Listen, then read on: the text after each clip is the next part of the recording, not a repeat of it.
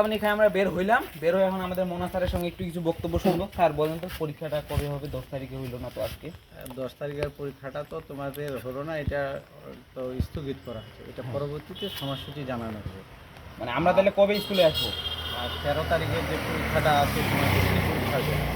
শিল্প সংস্কৃতি 13 তারিখের পরীক্ষাটা বোর্ড স্থগিত করেছে। এই পরীক্ষাটাকে নিয়ে গেছে তোমাদের হলো পরিবর্তিত তারিখ হচ্ছে 3 তারিখ আগামী মাসের 3 তারিখ। তাহলে 13 তারিখে কোনো পরীক্ষা হচ্ছে না? 13 তারিখে পরীক্ষা। তাহলে আমরা স্কুলে আসবো কবে? 3 তারিখে? না কেন, মানে এই এর মধ্যে পরীক্ষাগুলো বাকিগুলো চলবে, ওগুলাতে আসবো আমরা। ওগুলাতে আসবে। তো এটা হচ্ছে আমাদের স্যারের কোচিং, মানে স্যারের বাসা। এইখানে আমরা প্রতিদিন সকালে আসি প্রাইভেট হতে স্যারের কাছে। স্যার খুব ভালো মানুষ, খুব ভালোভাবে আমাদেরকে বোঝায়।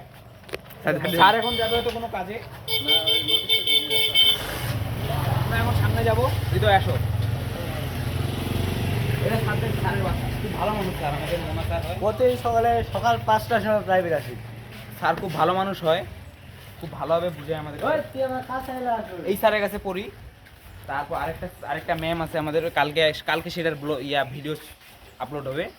তো আমরা একটু সামনে যাব, যাই হোক সামনে দিয়ে বাজারের রাস্তা উঠে, আটোয়ারি বাজার, ফকিরাগঞ্জ বাজার না কি বাজার বলে এটা, সেই বাজারের রাস্তা উঠে।